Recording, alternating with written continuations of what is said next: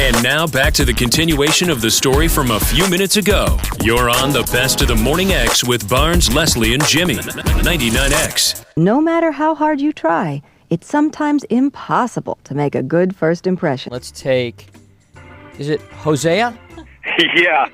Okay. Yeah, I used to head up a business television network for a large company here in town, and we had like 500 offices around the country. So we installed a business television network, satellite uplink, the whole thing, and put downlinks in all these stores and offices around the country. Uh-huh. So for our inaugural broadcast, they sent out a fax telling everybody to be early. They didn't want to be late. You know, you wanted to see the CEO was going to be on the show with us. And about 15 minutes before airtime, it's kind of traditional for me to go in and wash up in the men's room and take care of business and what have you. And this particular morning, I don't know, too many cups of coffee or whatever had kicked in, and I decided to take a sit-down. Well, they normally run an air check about 10 minutes before airtime, and they throw what they call tones and bars out so they can make sure they're connected to all the downlinks and what have you. Mm-hmm. So all the downlinks make sure that they're connected. That's exactly right. Well, in this particular case, the engineers decided to run a live sound check from something in the studio to make sure the phone bridge works. And I have left my wireless mic on because, again, it's normally harmless because they don't even cut the receiver on for the wireless mics until about 30 seconds before airtime. Right. Well, I don't know about you, but in the morning, I enjoy a really good constitutional. Right, yeah. And I'm a moaner. And so what we have is 500 people who have shown up early who are listening to what is unmistakable, because all these people know me, unmistakably me taking a rather satisfying, shall we say, pit stop. You were dropping a bomb. You were dropping the kids at the pool. Right, you're dropping off the kids at the pool. Massive intestinal sculptures, you know, the whole thing. We got you. So what they do is they always send out a survey to say, all right, how was the transmission, how was the program, how was the this, how was the that. I got like 125 faxes back with things like saying, oh, yeah, we knew this show would be a pisser. We just didn't think we'd hear it. And imagine if 500 of your coworkers heard you do it at about 8 o'clock in the morning. I'd quit. Jimmy would quit, right. That's funny. Oh, man. You know who's got a great job? But I'm still with the company, so evidently it, having a good sense of humor, I guess, pays. You know who's got a great job is the guys who work on movie sets who are the sound engineers, because these actors are all wired up. Oh, they get to hear everything. And they walk around the set between takes, and the sound engineer can hear everything they're saying. Thanks for calling. That's a good story. And also, thank you for cleaning it up. I mean that seriously. He did a good job of cleaning it up. All right, we have Rob. Rob? Hey. Hello. How you doing? Good. What happened to you?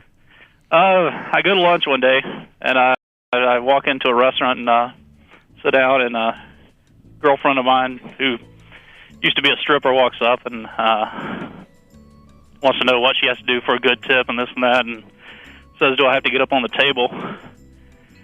And I said, no. Rob, yeah. are you Put it down, Rob. Are you masturbating? Oh yeah.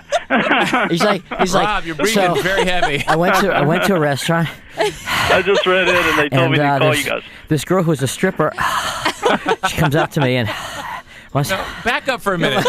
The girl that used to be the stripper that was the ex-girlfriend was your waitress? Yeah. Okay. All right, so go ahead. And she starts talking and asking me if she has to get on the table and this and that, and I go along with it, and for some reason I look down and there's my phone and it's on, and my wife's on the other end of it. And how did you explain that one? Didn't get much of a chance to explain it. She knew who the girl was? Yeah. And are you still married? Oh yeah. Seriously, Rob, what are you doing right now? Getting ready for work. Oh, okay. You're just moving around a lot. It's just every time. I have this image of what Rob. So. Thanks for the story, Rob. Thank you. Go to Shane on one. Go to Shane. Hey, Shane. Yeah. Shane, what happened to you? Hi, how are you? Good. What happened to you? I'm a part-time private investigator, and I had been tracking this guy for about 3 or 4 months, trying to find him for a child support case on some attorney I work for. I find him in this trailer park, and I have 2 cell phones. One, I dialed his number to make sure it was him while I was looking through the window. The guy answered the phone, so I hung up, and I picked up my other cell phone to call the sheriff's department to come out and get this guy. And I leaned up against the trailer, and the send button on my other phone had cut on and dialed him back. Oh, so he heard you talking to the sheriff. Yeah, he heard me talking to the sheriff's department, and I was wondering why the guy was scuffling around, taking off the back door. What were you saying? The guy had actually heard me talking to him and took off whenever I was on the other phone. I didn't even know that he was listening until I looked down and seen it was on.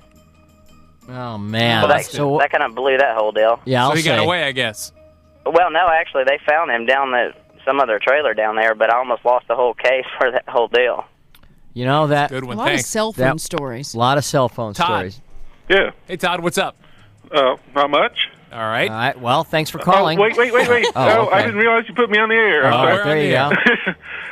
What had happened was apparently during a lightning storm, my answering machine clicked onto the record message. What? And it just came on. I only found this out later, but what was happening was my wife and I were making love at the time, and it recorded about 20 minutes of it.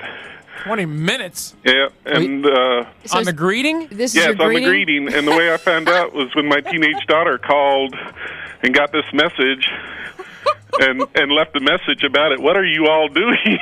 Todd, did you did this save really that tape? Did this really happen? Yes, I have the tape still. Let's you hear do? it. Oh, I don't have that answering machine. I kept that tape. I got a new system now, so I can't play it. So, I mean, is it very vocal? Oh yeah. I mean, like what? Yes, you can tell everything that's going on, and my wife is very good about, instructing you. Yes. Gotcha. Oh man. All right, good story. Thanks, Thank you. Todd. You won't believe where this is headed. More after a quick break. This story isn't over. You're on the best of the Morning X on 99X. Bombas makes the most comfortable socks, underwear, and T-shirts. Warning, Bombas are so absurdly comfortable you may throw out all your other clothes. Sorry, do we legally have to say that? No, this is just how I talk, and I really love my Bombas. They do feel that good. And they do good, too. One item purchased equals one item donated. To feel good and do good, go to bombas.com/listen and use code LISTEN for 20% off your first purchase. That's BOMBAS.com/listen and use code LISTEN at checkout.